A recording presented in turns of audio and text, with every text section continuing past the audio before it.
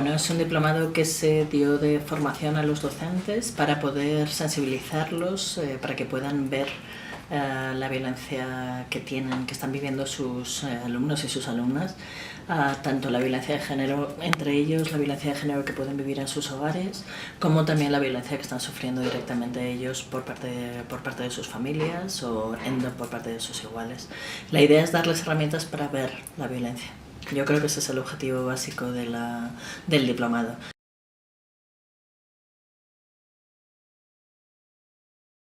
Partiendo de la base de que la educación y la formación de los profesionales que atienden a los niños y a las niñas es la única estrategia realmente eficaz para detectar los casos de violencia que está habiendo en la escuela, porque si no tenemos unos maestros y unos docentes formados que puedan ver y que puedan identificar el sufrimiento de los niños, nunca vamos a poder ayudarlos. Entonces, dentro de la escuela y del ámbito educativo, esa es la estrategia más eficaz. Luego, cualquier agente que decida abordar ese tema, que decida digamos, establecer estrategias de formación para los docentes, me parece un acierto.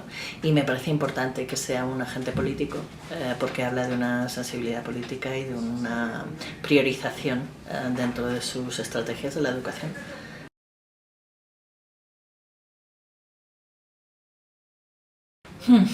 Pues mira, estos días he estado hablando mucho de ello porque me ha llamado mucho la atención que había como dos perfiles de mujeres. Me encuentro dos perfiles de mujeres. Hay una mujer muy tímida, muy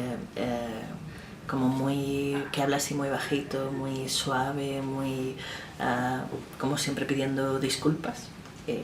Y hay un tipo de mujer muy lanzada, muy habladora, muy activa, se ve en las conferencias, se ve en la gente que las organiza. Me encuentro siempre estos dos tipos de mujer y me llama mucho la atención porque es como si pertenecierais a países distintos.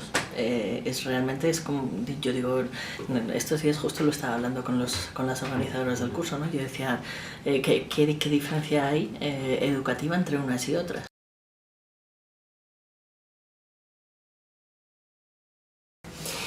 Pues yo creo que el avance en la equidad de género es una cuestión que son una de las cosas que he comentado en las conferencias estos días. Es una cuestión de transformación personal.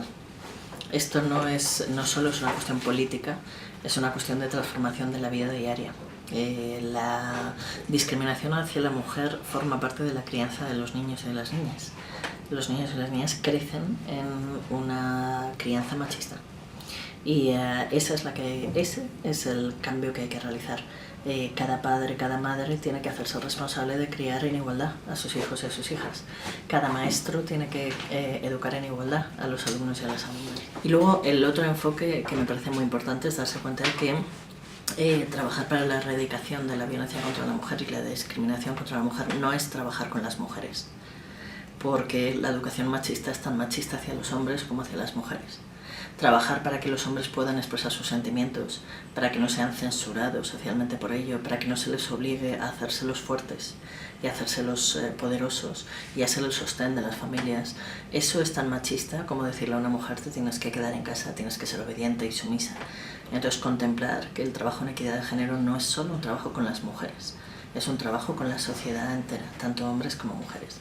Y tercero, darse cuenta de que hay una serie de estrategias políticas y legislativas que no son negociables. Necesitas una ley adecuada, una legislación protectora de las mujeres para atender todas las vulneraciones de sus derechos que están viviendo hoy en día. Entonces ahí hay una serie de medidas legislativas, judiciales que suponen una dotación de recursos económicos importante. Trabajar con ellos a nivel personal. Hay una parte del trabajo que es la incidencia política, que tiene que ver con hablar con cada uno de los legisladores, con cada uno de los miembros del Parlamento y hablarles como personas. Yo insisto en que esto es una cuestión que tiene que ver con nuestros modelos, con nuestra forma de ver el mundo, con nuestra forma de ver la vida. Si yo creo que todas estas cosas son normales, son habituales y son inevitables, no voy a legislar sobre ellas. Me van a parecer cotidianas, me van a parecer parte de mi cultura, parte de mi sociedad, un mal, digamos, inevitable. En la medida que yo logro concienciar a los legisladores a nivel personal, se producen cambios. Personas clave en lugares clave bien formadas y bien sensibilizadas, cambian el mundo. Entonces esto es una cuestión de, no solo es una cuestión de movilización social, es una cuestión de trabajo con cada uno de los legisladores y con cada uno de los parlamentarios en este tema. Son personas. Hay que acordarse que quienes legislan son personas que tienen unas familias, unas mujeres, unos maridos y unos hijos a los que están educando. Y son personas que han sido criados y criadas de determinada forma. Yo creo que hay un paso necesario, que es la participación en las comunidades. Hay un paso intermedio, que es crear estructuras, las mismas estructuras, desde las del Partido Nueva Alianza, pasando por cualquier estructura que tú crees. El lograr la paridad en esas estructuras es algo que en determinados momentos puede parecer artificial, pero que es esencial para dar un papel protagónico a las mujeres. Entonces, los puestos de liderazgo de las estructuras intermedias están ocupados por los hombres. Y luego uno tiene que plantearse realmente cómo quiero que las mujeres lleguen a los puestos altos si los puestos intermedios son todo hombres. Entonces hay un nivel que nos estamos saltando. Estamos diciendo, no, las mujeres tienen que participar en la política. ¿Cómo van a llegar a la política si no están en los niveles intermedios? Los niveles directivos intermedios, los niveles de las empresas, de los colegios, de las escuelas, de los partidos. El nivel intermedio en las comunidades juega un papel esencial, porque es quien moviliza, quien dirige y quien provoca los cambios. Luego, una de las garantías de ese cambio es que esos puestos intermedios los ocupen mujeres. Yo pondría mucho énfasis en trabajar en ese nivel intermedio de gestión y de decisión.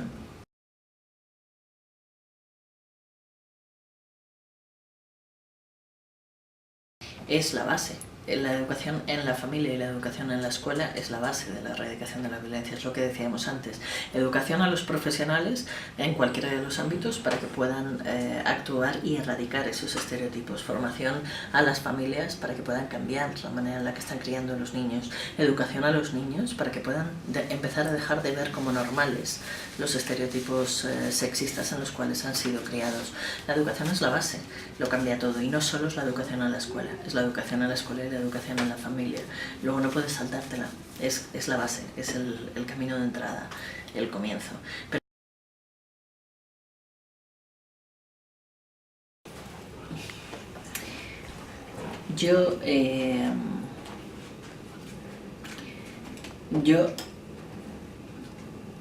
yo les diría a los hombres que no tengan miedo a sentir. Y mejor dicho, que no tengan miedo a que se vea que sienten, porque sentir, sienten. Entonces les diría a los hombres que no tengan miedo a que los demás vean que sienten. Y les diría a las mujeres lo mismo, que no tengan miedo a que los demás vean que sienten.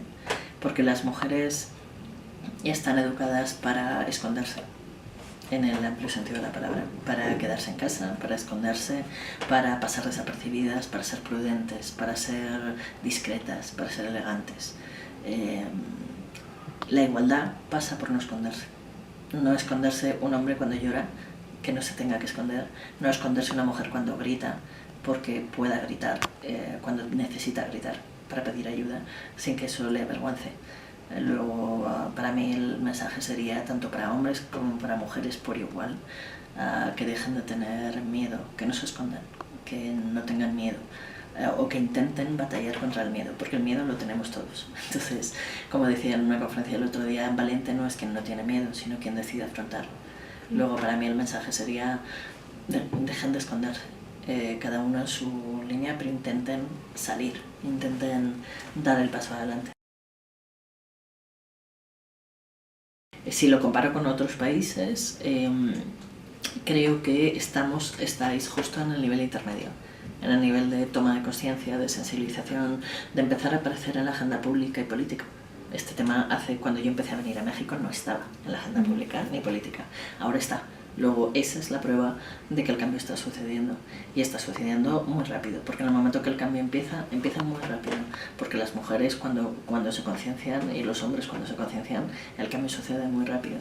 Pero yo lo he visto cómo ha aparecido una agenda pública y cómo ha aparecido una agenda política, y la sensibilización social está. Ahora el tema es cómo se va, estáis en un momento clave para decidir cómo se va a plasmar esas acciones, a qué se van a dedicar los recursos que hay. de prevención de violencia. ¿Cómo se van a enfocar esos recursos?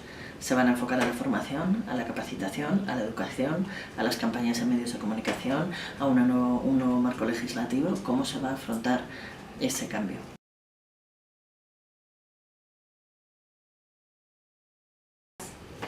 Yo creo que hay que combinar dos vías claras. Una es el marco legislativo, pero no solo como legislación, porque el mundo está lleno de países con grandes legislaciones que no se cumplen.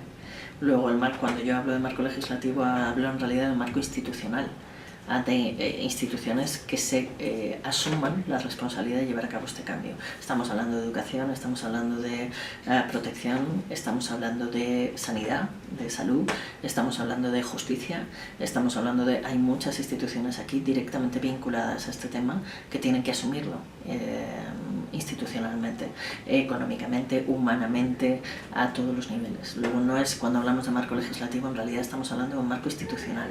Hace falta una priorización institucional de este tema. Y por otro lado, hace falta una educación de los niños. Hay que cambiar la educación de los niños y las niñas, y no solo en la escuela. Hay que cambiar la educación de los niños en la casa. Y eso se logra, por un lado, con campañas de medios de comunicación, con una inversión muy fuerte en sensibilización social, y por otro lado, con una formación de todos los que están alrededor de las familias.